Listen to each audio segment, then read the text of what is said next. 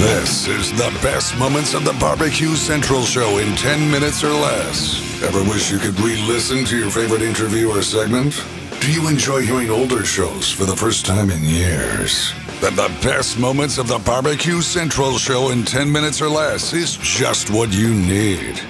Thanks for listening and enjoy the show.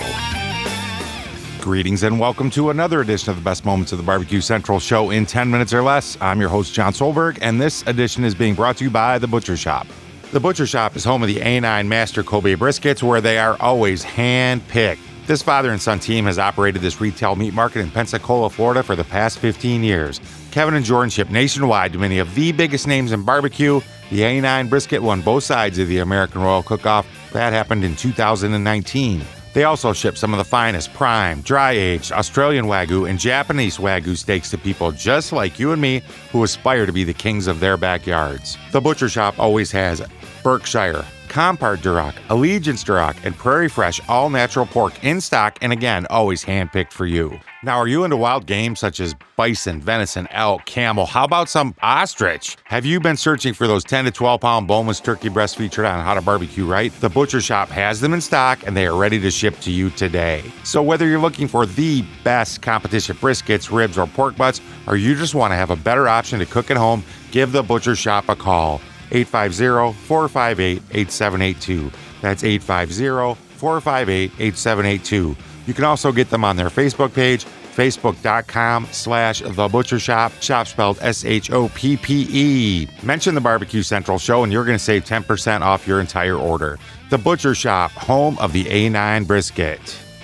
And here is what is going on today. Chris Lilly is in from an After Dark segment from March 30th, 2010. He and Greg are going to catch up on all kinds of goodness.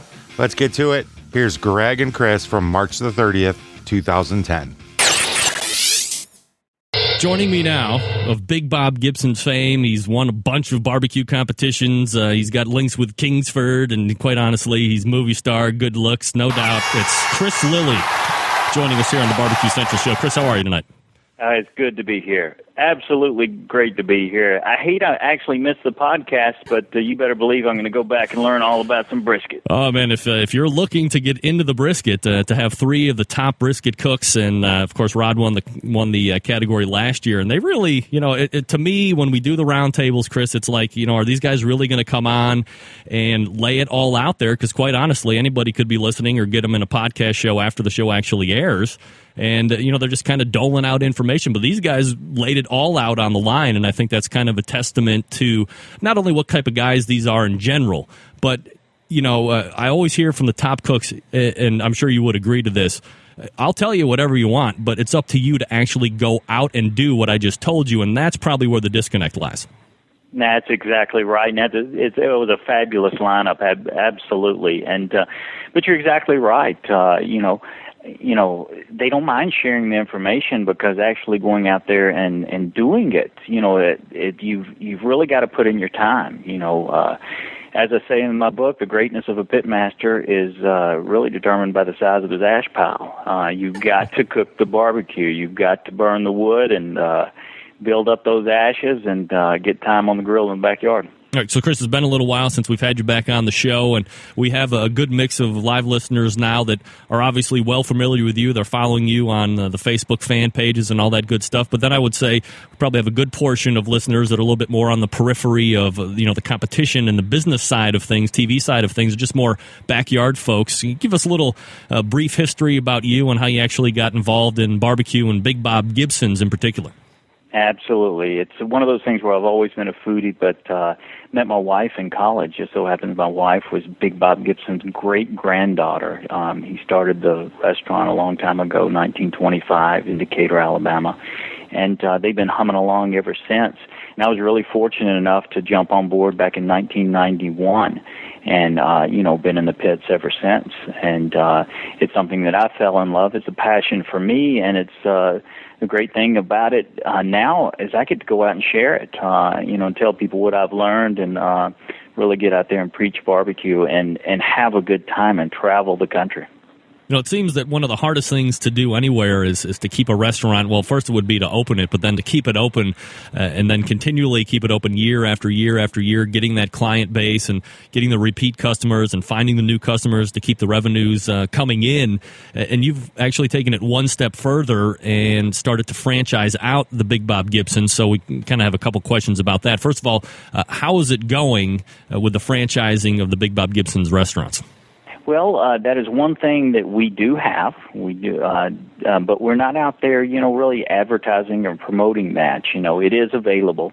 So one thing that, if anybody is interested, it's one of those things where the people that we're interested that we would trust to handle the Big Bob Gibson name has to have a lot of restaurant experience. It's one of those things where a doctor and a lawyer comes up to you and say, hey, we want to do a Big Bob Gibson franchise. Usually the answer to that is absolutely not. You definitely have to have the funds, but more so you have to have the time and the knowledge and the devotion to it. That's what makes barbecue great. But we've got a location in Monroe, North Carolina, outside of Charlotte, and they've been open over 3 years now. And we're getting a lot of interest, but again, we're not out there promoting it, looking to open up 100 franchises in 2 years or anything like that. We're just rolling right along, and if the opportunity comes up for us to do another restaurant, we'll look at it and weigh its merits.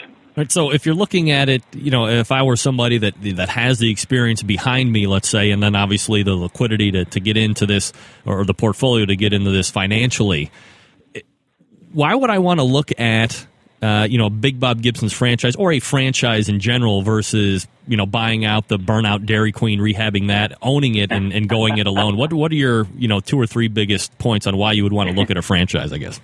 The reason I would look at a Big Bob Gibson franchise is, again, we've been doing this since 1925, and also we're out there promoting the restaurant and putting the name out there in front of people. That's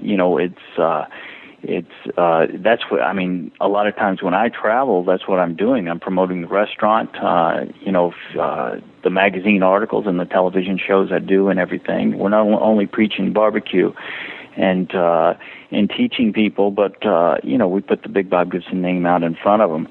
Also, it's proven. It's a restaurant that is proven. That's been there for so long. So it's got a proven track record. It's a success. And we put the name out in front of a lot of people. So that takes care of a lot of your investment in advertising. And what you would normally pay in advertising, renovating the Dairy Queen and putting your own advertisements and everything out there, the franchise fee that you would pay us actually takes care of that and more. Plus the white sauce. Absolutely. Yeah, reason alone. There you go. All right, so when we were talking the last time, we were kind of discussing about how come you haven't come out with a cookbook yet, and that seemed to be a big question to some of the other guys that you have good relationships with, namely Myron Mixon and Ray Lampe as well, of course, who has published a number of them. So you finally come out with one, the Big Bob Gibson's barbecue book, Recipes and Secrets from a Legendary Barbecue Joint. How did it all unfold, and what can we expect as a potential buyer of the product to see and read and get out of the purchase? Greg, it could have been you that pushed me over the edge and made me go out and actually do it. I bet. I will tell you this. It's a lot easier to say you're going to write a cookbook and then to go actually do it. That is a tough job, and I tell you, I admire the writers out there that do this over and over again, such as Ray Lampe and a lot of the cookbook authors out there. It was a project. It took me probably a good solid year to write. And some of the best compliments that you can tell me after picking up a book is, one, Chris, I read this thing from cover to cover. There are a lot of cookbooks that I get, I'll pick up, and I thumb through it, and pick out a couple recipes that I might like. But for somebody to actually tell me, hey, Chris, I read the book, loved it, that really means a lot. The second best compliment is, Chris, I cooked some recipes out of this book, and, my family was, very, very pleased. I mean, anytime somebody actually uses the recipes, that's really why I wrote the book. A couple reasons. To put the recipes in front of people, but mainly is a story that needed to be told. I mean, Big Bob Gibson, did so much for, I guess, my life. That's the restaurant I work at, and it was there, and the reputation was there before I got there. I just helped spread it around a little bit, but is a story about him that needed to be told. If you pick up this book, you're going to learn about him, you're going to learn about the restaurant, and a lot of fun stories along the way. As far as the recipes go, a lot of the recipes in the book are old family recipes, recipes that we use every day in the restaurant.